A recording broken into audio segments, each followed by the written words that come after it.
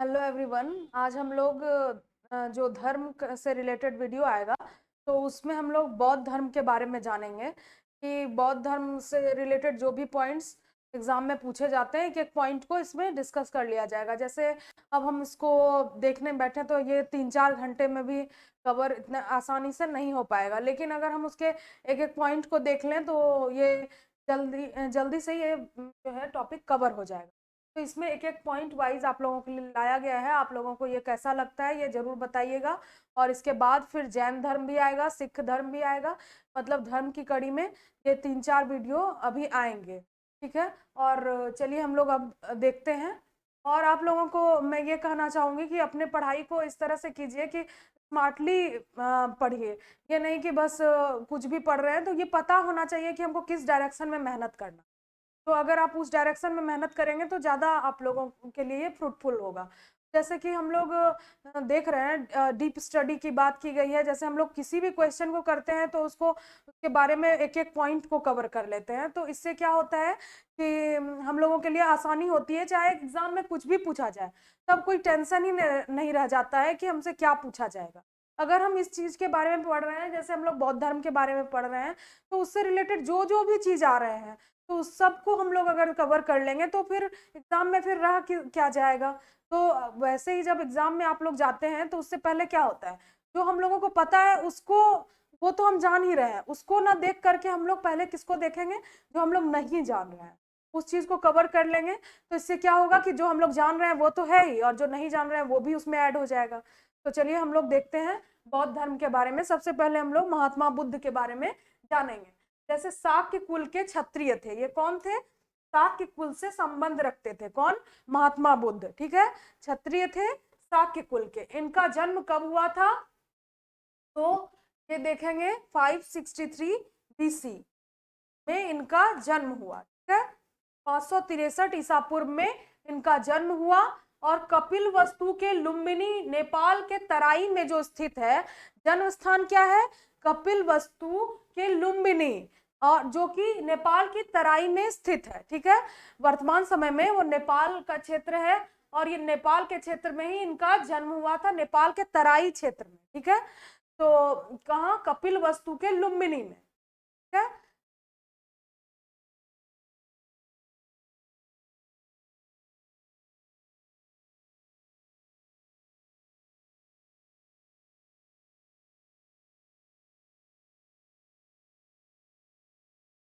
जैसे इसके बारे में जानेंगे, इनका जन्म कहाँ हुआ? नेपाल के तराई में, कपिल वस्तु के लुम्बिनी में। जैसे होता है हम लोग बौद्ध धर्म और जैन धर्म के बारे में पढ़ते हैं तो हम लोग कंफ्यूज हो जाते हैं। अगर भगवान महावीर आए, भगवान बुद्ध आए, तो मतलब इसमें क्या होता है, कुछ कुछ सिमिलैरिटीज हैं। तो जिस वजह से जो है हम लोग कंफ्यूज हो जाते हैं कि अच्छा इनका जन्म कब हुआ, इनका कब हुआ। तो इसको हम लोग याद रखेंगे। जैसे हम लोग बौद्ध धर्म और जैन धर्म को एक साथ ले लेंगे तो फिर उसमें कंफ्यूजन क्रिएट हो जाएगा। तो आप लोग इस पॉइंट को याद रखेंगे कि इनका जन्म कब हुआ और कहाँ हुआ। उसके बाद माता का नाम क्या था? महामाया। और इनके पिता का नाम क्या था? शुद्धोदन। माता महामाया और पिता शुद्धोदन। पालक माता यानी कि मौसी इनकी कौन थी? इनकी माँ का मृत्यु हो गया था। तो इनको इनकी जो पालक माता थी वो थी प्रजापति गौतमी, जो इनकी मौसी भी थी। ठीक है। और पत्नी कौन थी? पत्नी यशोधरा। पत्नी का नाम क्या था? यशोधरा। और पुत्र का नाम क्या था? राहुल। अब हम लोग जैसे बौद्ध धर्म के बारे में पढ़े तो कौन इसके बारे में जो इम्पोर्टेंट पर्सन है, जैसे महात्मा बुद्ध, उनके बारे में पूरा डिटेल में देख लिए। इनका जन्म कहाँ हुआ, कब हुआ, क्या हुआ। और कुन और कौंडिन्य नामक ब्राह्मण ने इनके जन्म के समय भविष्यवाणी की थी कि या तो ये एक बहुत बड़े सन्यासी होंगे या तो एक बहुत बड़े राजा होंगे। ठीक है। तो ये कुन और कौंडिन्य नामक ब्राह्मण के द्वारा ऐसी भविष्यवाणी इनके जन्म के समय की गई थी। और इनकी शादी 16 वर्ष की उम्र में हो गई थी। और 29 वर्ष की अवस्था में गृह त्याग, इन्होंने 29 वर्ष की अवस्था में गृह त्याग कर दिया था। कितने वर्ष की अवस्था में? 29 वर्ष की अवस्था में। और 35 वर्ष की अवस्था में इनको ज्ञान की प्राप्ति हुई, यानी कि 6 वर्ष, गृह त्याग के 6 वर्षों के पश्चात इनको ज्ञान की प्राप्ति हुई। ठीक है। कहाँ हुई? तो निरंजना नदी, जो अभी फल्गु नदी है, जो गया में फल्गु नदी है, उसको निरंजना नदी भी कहा जाता है। ठीक है। उसका दूसरा नाम क्या है? निरंजना नदी। तो निरंजना नदी के किनारे पीपल के वृक्ष के नीचे बोध गया में इनको ज्ञान की प्राप्ति हुई। बोध गया को और किस नाम से जाना जाता है? उरुवेला। ठीक है, बोध गया का अन्य नाम उरुवेला। ठीक है, तो इनको निरंजना नदी के किनारे जो है पीपल वृक्ष के नीचे ज्ञान की प्राप्ति हुई। और जो है सुजाता ने खीर खिलाने की कोशिश की थी जब ये वहां पर ज्ञान प्राप्ति के लिए जो बैठे हुए थे। तो और वहां ऋषि पत्तनम यानी कि सारनाथ से कुछ और भी लोग आए हुए थे, जिन लोगों ने उस टाइम में खीर ग्रहण कर लिया। तो उन लोगों का उसी जगह पर, तो वो लोग ध्यान मग्न थे या फिर ज्ञान की प्राप्ति के लिए वो लोग ये सब कर रहे थे, तो उन लोगों का भंग हो गया, लेकिन इन्होंने नहीं खाई। और उसके बाद इनका जो है पीपल के वृक्ष के नीचे जो बोध गया में ये कर रहे थे ज्ञान प्राप्ति के लिए, ध्यान मग्न थे, उन्होंने इसको कंटिन्यू किया। और उसके बाद हम लोग देखेंगे धर्म चक्र प्रवर्तन, या पहला उपदेश को क्या कहते हैं? धम्म चक्र प्रवर्तन। जो पहला उपदेश, पहले उपदेश को धम्म चक्र प्रवर्तन, ये कहाँ दिए? ऋषि पत्तनम या मृगदाव या सारनाथ। सारनाथ का कौन कौन सा नाम है? ऋषि पत्तनम या फिर मृगदाव, ये दो अन्य नाम है। बोध गया को उरुवेला के नाम से भी जाना जाता है, वैसे ही ऋषि पत्तनम और मृगदाव के नाम से किसको जाना जाता था? सारनाथ को। अब हम लोग देखते हैं नेक्स्ट, 5 ब्राह्मण शिष्यों को इन्होंने जो है उपदेश दिया। ये कौन कौन थे? 5 शिष्य, ब्राह्मण शिष्य, आनंद, उपाली, सरियपुत्र, अश्वजीत और ममोद गलायन। ठीक है, कौन कौन थे इसमें देखेंगे? आनंद, उपाली, सरियपुत्र, अश्वजीत और ममोद गलायन। ठीक है, तो सबसे कम उम्र के शिष्य कौन थे? सरियपुत्र। याद रखेंगे, सबसे कम उम्र के शिष्य कौन थे पूछा जा सकता है, तो सरियपुत्र। प्रथम गुरु इनके कौन हुए? महात्मा बुद्ध के जो प्रथम गुरु थे उनके बारे में देखेंगे कि वो कौन थे? अलार कलाम। वो किस चीज के? सांख्य दर्शन से संबंधित थे। और कहाँ? वैशाली में। इनके प्रथम गुरु कौन थे? अलार कलाम, जो सांख्य दर्शन से संबंधित थे। तो इनको ये अलार कलाम के द्वारा सांख्य दर्शन का ज्ञान कहाँ प्राप्त हुआ? वैशाली में। और द्वितीय गुरु कौन हुए? रुद्रक रामपुर, जो योग दर्शन से संबंधित थे। जो जहां कहाँ इनको मिले जो है ज्ञान? राजगीर में। राजगीर में योग दर्शन, वैशाली में सांख्य दर्शन अलार कलाम के द्वारा। अब हम लोग देखेंगे बौद्ध संघ। बौद्ध संघ की स्थापना वैशाली में की गई। कहाँ की गई? बौद्ध संघ की स्थापना वैशाली में की गई। किसके कहने पर? आनंद, प्रिय शिष्य आनंद थे। जैसे सबसे कम उम्र के शिष्य कौन थे? सरियपुत्र। और सबसे प्रिय शिष्य कौन हुए? आनंद। अब हम लोग देखेंगे 15 वर्ष की अवस्था में बौद्ध संघ में प्रवेश, यह भी किसके कहने पर किया? महात्मा बुद्ध ने, आनंद के कहने पर। ठीक है, आनंद के कहने पर ही बौद्ध संघ में प्रवेश की उम्र कितनी की गई? 15 वर्ष। अब अष्टांगिक मार्ग, जैसे कि पूछा जाता है, क्वेश्चन आता है कि अष्टांगिक मार्ग कौन से धर्म से संबंधित है? ठीक है, तो बौद्ध धर्म से संबंधित है। अभी हम लोग बौद्ध धर्म के बारे में ही देख रहे हैं। तो जैसे अष्टांगिक मार्ग हो गया, तो इसके बारे में देखेंगे कौन कौन सा है। जैसे कि एक जैसे स्टेटमेंट आता है पॉइंट वाइज कि फर्स्ट नंबर में ये है, तो कौन कौन सा इसमें नहीं है। तो इसको अगर हम 8 को देख लेंगे कि अष्टांगिक मार्ग में कौन कौन है, तो नवा कोई भी नाम होगा 9th, तो हम उसको समझ जाएंगे कि ये इससे रिलेटेड नहीं है। ठीक है, तो हम इन सब इसको देख लेते हैं।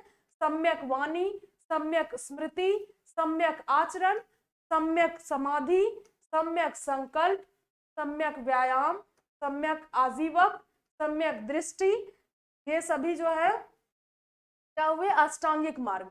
तो वाणी, स्मृति, आचरण और समाधि, संकल्प, व्यायाम, आजीवक और दृष्टि, ये क्या हो गए? जो है 8 जो है मार्ग, अष्टांगिक मार्ग। और सर्वाधिक उपदेश कौन से भाषा में दिए? तो पाली भाषा में। और सर्वाधिक उपदेश कहाँ दिए? कोसल की राजधानी श्रावस्ती में।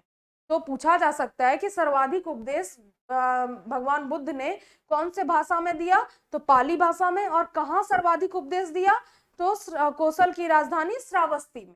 और इनकी मृत्यु कहाँ हुई? कुशीनगर में। वहां के राजा उस टाइम में कौन थे? सृष्टिपाल। ठीक है, सृष्टिपाल राजा के शासन काल में ही इनकी मृत्यु कुशीनगर में हो गई। ठीक है, कितने वर्ष की उम्र में? तो 80 वर्ष की उम्र में। ठीक है, अतिसार या पेचिस से। ठीक है, चुंद नामक जो शिष्य था इनका, वो सुअर का मांस इनको खिला दिया था, जिस वजह से पेचिस के कारण इनकी मृत्यु 80 साल की उम्र में कहाँ हो गई, तो ये जो है कुशीनगर में इनकी मृत्यु हो गई। और वहां के राजा उस समय कौन थे, सृष्टिपाल। जैसे बहुत कुछ कॉमन है, जैसे हम लोग जैन धर्म में पढ़ेंगे महावीर स्वामी के बारे में, तो उसमें ये देखेंगे कि उनकी भी मृत्यु जब हुई थी तो वहां पर राजा कौन थे, सृष्टिपाल ही थे। ठीक है, तो इसको मीन्स इसमें कंफ्यूज नहीं होंगे, तो दोनों में ये चीज सेम है। और उसके बाद हम लोग देख लेंगे कि हाथी क्या है, गर्भ में आने का प्रतीक। अब प्रतीक के बारे में देखते हैं, गर्भ में आने का प्रतीक कौन है, हाथी। और कमल और सांड जन्म का प्रतीक है। और पीपल जो है, बोधि वृक्ष, ये किससे, ज्ञान का। पीपल का वृक्ष या बोधि वृक्ष किस चीज से संबंध रखता है, तो ज्ञान का ये जो प्रतीक है। घोड़ा यौवन का प्रतीक है। शेर समृद्धि का। चक्र धर्म चक्र प्रवर्तन, धम्म चक्र प्रवर्तन जो उपदेश जिसको कहा जाता है। और पद चिन्ह या स्तूप महापरिनिर्वाण यानी मृत्यु का। पद चिन्ह या स्तूप किस चीज का जो है प्रतीक है, तो महापरिनिर्वाण का प्रतीक है। अब इसको एक बार और देख लेते हैं, हाथी गर्भ में आने का, कमल और सांड जन्म का, उसके बाद पीपल या बोधि वृक्ष ज्ञान का, उसके बाद घोड़ा यौवन का, शेर समृद्धि का, चक्र धर्म चक्र प्रवर्तन यानी कि उपदेश का, और पद चिन्ह या स्तूप महापरिनिर्वाण यानी कि मृत्यु से संबंधित है।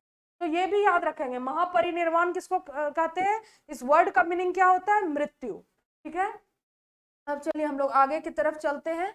अब हम लोग देखेंगे पहला बौद्ध सम्मेलन का आयोजन कब और कहाँ किया गया, उसके अध्यक्ष कौन थे, और उसके बारे में कि उसमें क्या इंपॉर्टेंट ऐसी घटना घटी जिस बारे में हम लोगों को जानना है। ठीक है, तो पहला बौद्ध सम्मेलन 483 बीसी में, जब महात्मा बुद्ध का जो है कि मृत्यु हो गई,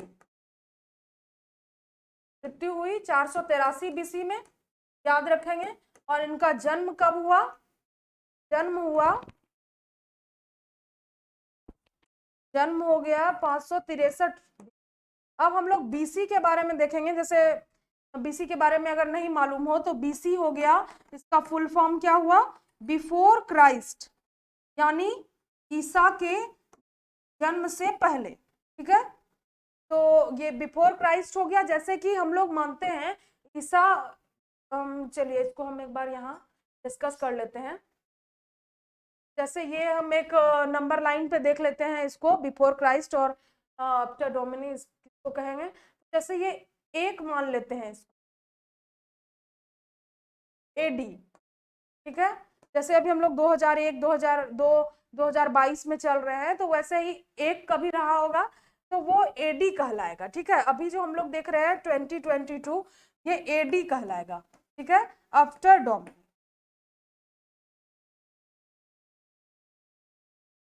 अब उसके बाद अगर हम इधर बैक चलते हैं, ठीक है, तो बैक चलते हैं तो बिफोर क्राइस्ट, इसको ईसा का जन्म माना जाता है 1 ईस्वी में।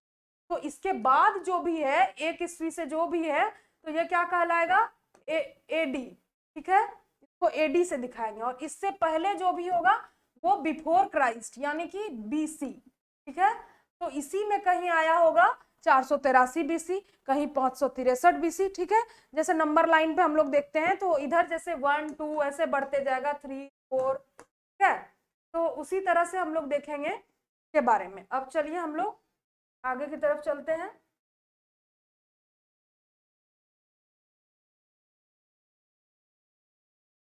पहला बौद्ध सम्मेलन देख लेते हैं। अध्यक्ष कौन थे, महाकश्यप। शासक वहां के कौन थे, अजात शत्रु। ठीक है, तो सबसे पहला जो बौद्ध सम्मेलन हुआ वो कहाँ हुआ, राजगीर के सप्तपर्णी गुफा में। और इसमें इस समय शासक कौन थे, अजात शत्रु शासक हुए। और उस समय अध्यक्ष कौन थे, महाकश्यप। और इस पहले बौद्ध सम्मेलन का आयोजन कब किया गया, 483 बीसी में। और आनंद जो है किसकी रचना की, जो है सूत पिटक की रचना किसके द्वारा की गई, आनंद के द्वारा। और विनय पिटक की रचना उपाली के द्वारा की गई। तो पूछा जाएगा विनय पिटक और सूत पिटक की रचना कौन से बौद्ध सम्मेलन के दौरान की गई, तो पहले बौद्ध सम्मेलन के दौरान सूत पिटक आनंद के द्वारा और उपाली के द्वारा विनय पिटक। और उपाली ने जब विनय पिटक की रचना की तो इसलिए उसने जो है अपना नाम परिवर्तित करके विनय उपाली रख लिया। उपाली ने नाम बदलकर क्या किया, विनय उपालि कर लिया। अब हम लोग चलते हैं आगे की तरफ। सेकेंड बौद्ध सम्मेलन, दूसरा बौद्ध सम्मेलन 100 वर्षों के पश्चात 383 बीसी में हुआ। ठीक है, अध्यक्ष कौन थे? सभ्यकामीन। शासक कौन हुए? कालाशोक। उस टाइम शासक कौन थे? कालाशोक थे। पहला कहाँ हुआ? राजगीर के सप्तपर्णी गुफा में। दूसरा वैशाली के अशोका नाम विहार। ठीक है, वैशाली के अशोका नाम विहार, इसको सही कर लेंगे, अशोका नाम विहार में दूसरा बौद्ध सम्मेलन हुआ। जबकि बौद्ध धर्म जो है दो भागों में इस समय बट गया। इस समय इंपॉर्टेंट क्या हुआ, तो जिसके बारे में हम लोग याद रखेंगे, दो भागों में जो है बौद्ध धर्म बट गया। स्थीवर जो परिवर्तन के समर्थक थे, और इसके जो है प्रवर्तक कौन हुए? महाकात्यायन। ठीक है, और महासंघिक। महासंघिक जो था, इसमें कौन हुए? परिवर्तन, ये विरोधी हुआ। परिवर्तन के समर्थक कौन कहलाए? स्थीवर। ठीक है, याद रखेंगे, परिवर्तन के समर्थक स्थीवर। दो भागों में बैठा, स्थीवर और महासंघिक। स्थीवर क्या था? परिवर्तन के समर्थक थे। महासंघिक परिवर्तन के विरोधी थे। और इसमें जो परिवर्तन के समर्थक यानी स्थीवर के प्रवर्तक कौन थे? महाकात्यायन। और महासंघिक जो परिवर्तन विरोधी था, इसके जो प्रवर्तक थे ये महाकश्यप थे। ठीक है, महाकश्यप इसके जो प्रवर्तक थे। अब इसके बाद चलिए हम लोग देखते हैं तीसरा बौद्ध सम्मेलन। तीसरा बौद्ध सम्मेलन माना जाता है, इसका मतलब कंफर्म नहीं है, माना जाता है कि 255 बीसी या 251 बीसी में का आयोजन किया गया था। ठीक है, कहाँ किया गया था? पाटलिपुत्र में किया गया था। कौन से जगह में? पाटलिपुत्र में। अध्यक्ष कौन थे? मोगलीपुत्तिस। शासक कौन था? अशोक। पहले में कौन थे? अजातशत्रु। दूसरे में जो है कालाशोक। तीसरे में अशोक। और उसके बाद हम लोग देखेंगे कि अध्यक्ष इसमें कौन हुए? मोगलीपुत्तिस। अभिधम्म पिटक, ध है ये, ठीक ना, अभिधम्म पिटक मोगलीपुत्तिस के द्वारा जो दर्शन पर आधारित था। मोगलीपुत्तिस के द्वारा कौन से, किसकी रचना की गई? अभिधम्म पिटक की रचना। तीसरे बौद्ध सम्मेलन में अभिधम्म पिटक, जैसे पहले बौद्ध सम्मेलन में हम लोग क्या देखे? पहले बौद्ध सम्मेलन में जो है सूत पिटक और विनय पिटक की रचना आनंद और उपाली के द्वारा की गई। वैसे ही तीसरे बौद्ध सम्मेलन में जो है अभिधम्म पिटक की रचना किसके द्वारा की गई? मोगलीपुत्तिस के द्वारा, जो किस पर आधारित था? दर्शन पर आधारित है। पूछा जा सकता है कि अभिधम्म पिटक किस पर आधारित है, तो दर्शन पर आधारित। अभिधम्म पिटक को कथा वस्तु के नाम से भी जाना जाता है। ठीक है, अभिधम्म पिटक का और अन्य नाम क्या है? कथा वस्तु। ठीक है, उसके बाद हम लोग चौथे बौद्ध सम्मेलन को देखते हैं। चौथा बौद्ध सम्मेलन के अध्यक्ष कौन थे? वसुमित्र। और उपाध्यक्ष कौन हुए? अश्वघोष। ठीक है, अब हम लोग देखेंगे शासक कौन थे? कनिष्क। कश्मीर के कुंडलवन में इसका आयोजन किया गया। जैसे हम लोग अभी क्लास कर रहे हैं, तो इसमें हम लोग पहले भगवान बुद्ध के बारे में जाने, उनका क्या बैकग्राउंड रहा, वो उनका जन्म कहाँ हुआ, मृत्यु कहाँ हुई, इन सबको कवर किए। के बाद हम लोग देखें कि बौद्ध धर्म से के सम्मेलन को देख रहे हैं। पहला सम्मेलन कब हुआ? तो जब महात्मा बुद्ध की मृत्यु हुई 483 बीसी में, तब जो है पहला बौद्ध सम्मेलन का आयोजन किया गया। और दूसरा बौद्ध सम्मेलन कब हुआ? जस्ट उसके 100 साल बाद, यानी 383 बीसी में। के बाद फिर हम लोग देखें कि तीसरा देखें, तीसरा 255 बीसी या 251 बीसी। के बाद हम लोग बीसी के बारे में भी जान लिए, बिफोर क्राइस्ट उसका फुल फॉर्म हुआ, और उसके बारे में भी समझ लिए कि एडी किसको कहते हैं, बीसी किसको। के बाद हम लोग चौथे बौद्ध सम्मेलन की तरफ आए। इसका आयोजन कहाँ किया गया? कश्मीर के कुंडलवन में। और उसके बाद देखें कि अध्यक्ष कौन थे? वसुमित्र। और इसके उपाध्यक्ष कौन थे? अश्वघोष। और कनिष्क के शासनकाल में जो है इसका आयोजन किया गया, चौथे बौद्ध सम्मेलन का। किसके कहने पर? गुरु पार्श्व के कहने पर। कनिष्क ने आयोजन तो किया, किनके कहने पर? गुरु पार्श्व के कहने पर। ठीक है, अगर आप लोग एक एक पॉइंट को इसी तरह से पढ़ लेंगे तो आप लोगों को कोई परेशानी ही नहीं होगी। तो इसलिए ज्यादा से ज्यादा कोशिश कीजिए कि हर पॉइंट को हम कवर करते चलें। ये नहीं कि कुछ रह जाए तो बाद में फिर वो एक टेंशन का कारण बनता है कि एग्जाम के टाइम में अगर ये पॉइंट छूट गया, अच्छा हम लोग बहुत पढ़ लिए बौद्ध धर्म के बारे में लेकिन उसका पॉइंट मिसिंग है, तो फिर दिक्कत हो जाती है। तो इसलिए आप लोग ध्यान रखेंगे। अश्वघोष ने सौदरानंद काव्य और सूत्र अलंकार की रचना की। किसके द्वारा की गई है? सूत्र अलंकार और सौदरानंद काव्य की रचना अश्वघोष के द्वारा। ये किस पर आधारित है? महिलाओं के सुंदरता पर आधारित है। इसकी रचना किसके द्वारा की गई है? अश्वघोष के द्वारा। और वसुमित्र के द्वारा किसकी रचना की गई है? महाविभास शास्त्र, जो बौद्ध धर्म का महाकाव्य कहलाता है। ठीक है, बौद्ध धर्म का महाकाव्य कौन कहलाता है? महाविभास शास्त्र, जिसकी रचना किसके द्वारा की गई है? वसुमित्र के द्वारा की गई है। भाषा कौन सी भाषा में?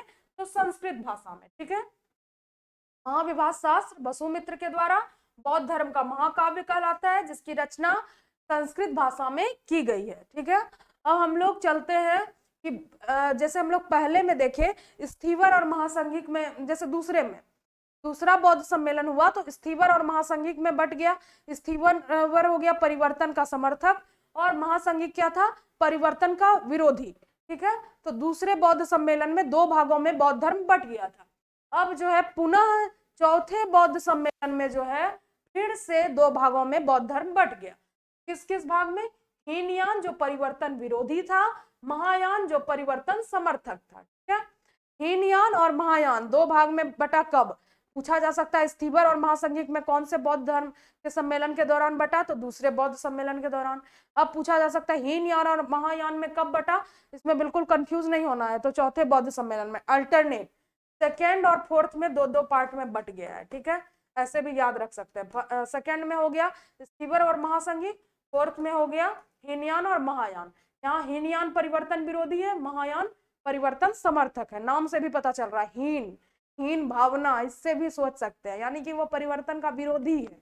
ठीक है, ऐसे भी याद रख सकते हैं। निगेटिव वहां था उठा रहा है तो विरोधी। ठीक है, अब महायान, कोई भी चीज बहुत महान हो, ठीक है, तो उससे हम रिलेट करके याद रख सकते हैं। याद रखने के लिए कुछ भी अपने मन में जो है जनरेट कर सकते। महायान हो गया परिवर्तन समर्थक। महायान का कट्टर समर्थक कौन था? कनिष्क और दरबारी नागार्जुन। कनिष्क और कनिष्क का जो दरबारी नागार्जुन था वो महायान शाखा का कट्टर समर्थक था, यानी परिवर्तन का समर्थक था। और नागार्जुन ने किसकी रचना की? माध्यमिका सूत्र की रचना की, जिसमें महायान शाखा का उल्लेख किया गया है। ठीक है, जो महायान शाखा का उल्लेख किसमें किया गया है? माध्यमिका सूत्र में, जिसकी रचना किसके द्वारा की गई? कनिष्क के दरबारी नागार्जुन के द्वारा, जो लोग किसके समर्थक थे? महायान के, इसलिए महायान शाखा का भी उल्लेख किया गया उसमें। अब नालंदा विश्वविद्यालय की जो स्थापना है वो किसके द्वारा की गई है? कुमारगुप्त फर्स्ट। नालंदा विश्वविद्यालय की जो स्थापना है वो किसके द्वारा की गई? कुमारगुप्त फर्स्ट के द्वारा। और उसके बाद महायान शाखा का ऑक्सफोर्ड कहा जाता है नालंदा विश्वविद्यालय को। महायान शाखा का, बौद्ध धर्म के महायान शाखा का ऑक्सफोर्ड किसको कहा जाता है? नालंदा विश्वविद्यालय को। एक एक पॉइंट को सुनेंगे ध्यान से। इसको अगर एक बार में नहीं याद हो पाता है, 2 बार आप देखेंगे, रिपीट करके सुनेंगे तो याद हो जाएगा, क्योंकि इसमें कुछ भी ऐसा नहीं है कि आप लोगों को याद ना रहे। कहानी की तरह सुनिए और उस तरह से उसको याद रखिए, क्योंकि सुनने के बाद कोई भी चीज और अच्छे से याद रहता है। ठीक है, तो अब चलिए विक्रमशिला विश्वविद्यालय के बारे में देखते हैं। इसकी स्थापना किसके द्वारा की गई? धर्मपाल के द्वारा, जो वज्रयान से संबंधित था। हीनयान फिर बटा किसमें? तंत्रयान में, यानी हीनयान के अंदर ही आता था तंत्रयान वज्रयान। ठीक है, याद रखेंगे। जैसे हीनयान ही किसमें बटा? तंत्रयान में। तंत्रयान की ही शाखा कौन है? वज्रयान। यानी हीनयान से ही संबंध रखता है कौन? विक्रमशिला विश्वविद्यालय। और ये कहाँ किसके द्वारा इसकी स्थापना की गई? धर्मपाल के द्वारा। और उसके बाद देखेंगे किस शाखा से संबंध रखता है? हीनयान के वज्रयान शाखा से संबंध रखता है जो है विक्रमशिला विश्वविद्यालय। और नालंदा विश्वविद्यालय महायान शाखा से संबंधित है। ठीक है, और इसकी स्थापना कुमारगुप्त फर्स्ट के द्वारा की गई है।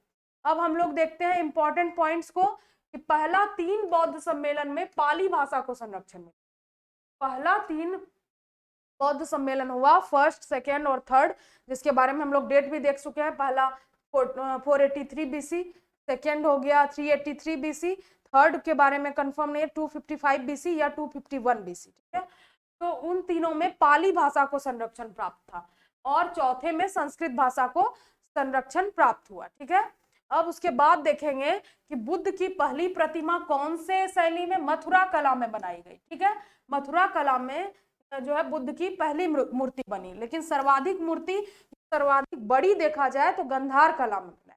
ठीक है, गंधार कला में सर्वाधिक बड़ी मूर्ति और सर्वाधिक संख्या में मूर्ति। अब उसके बाद देखेंगे बोधि वृक्ष को किसने कटवाया? शशांक ने बोधि वृक्ष को कटवाया था।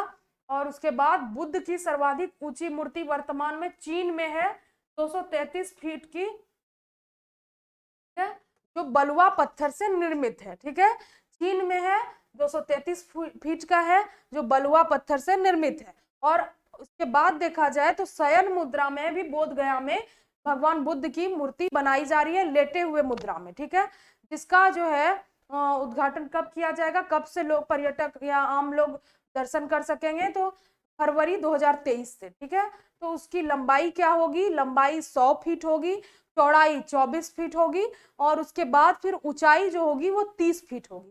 तो यहाँ लिखा गया है शयन मुद्रा में बुद्ध की प्रतिमा बोध गया में, और जिसकी लंबाई कितनी होगी 100 फीट, चौड़ाई 24 फीट और ऊंचाई 30 फीट।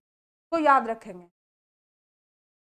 के बाद यूनेस्को के वर्ल्ड हेरिटेज साइट में शामिल किया गया है किसको, ठीक है, यूनेस्को के वर्ल्ड हेरिटेज साइट में शामिल किया गया है।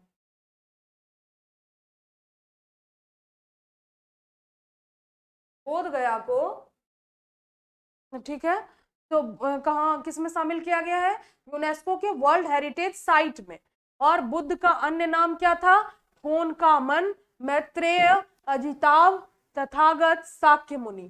ठीक है, ये सब बुद्ध का अन्य नाम था, दूसरा नाम कोनकामन, मैत्रेय, फिर उसके बाद अजिताव, तथागत और शाक्य मुनि, ये सभी जो नाम थे भगवान बुद्ध के ही नाम थे। यशोधरा का अन्य नाम क्या था, गोपा, बिंबा, भद्रकच्छा, अरुणैनी। ठीक है, यशोधरा का के अन्य नाम थे। और घोड़े का नाम क्या था भगवान बुद्ध के, तो कंथक। और सारथी कौन था, चेन्ना या चान, चान नामक सारथी था। और उसके बाद चचेरा भाई कौन था, देवदत्त। देवदत्त जो था चचेरे भाई का नाम था। और ज्ञान प्राप्ति के पश्चात सारनाथ जाने के क्रम में तपस्सु और भल्लिक नामक 2 बंजारे को ज्ञान दिया था। ठीक है, ज्ञान किसको किसको दिया था, तपस्सु और भल्लिक 2 बंजारे को। जब ये ज्ञान प्राप्ति के पश्चात सारनाथ जा रहे थे तो 2 जो ये थे तपस्सु और भल्लिक नामक बंजारे, इनको भी इन्होंने ज्ञान दिया था। ठीक है, सबसे पहले ज्ञान कितने शिष्यों को दिया, तो 5 शिष्यों को दिया। का नाम याद रखेंगे। सबसे कम उम्र के शिष्य कौन थे, सरिय पुत्र। और सबसे प्रिय शिष्य आनंद थे। और उसी क्रम में जब ये जा रहे थे सारनाथ, तो तपस्सु और भल्लिक नामक 2 बंजारे को भी ज्ञान थे। ठीक है, अब चलिए हम लोग एक एक पॉइंट को डिस्कस कर चुके हैं।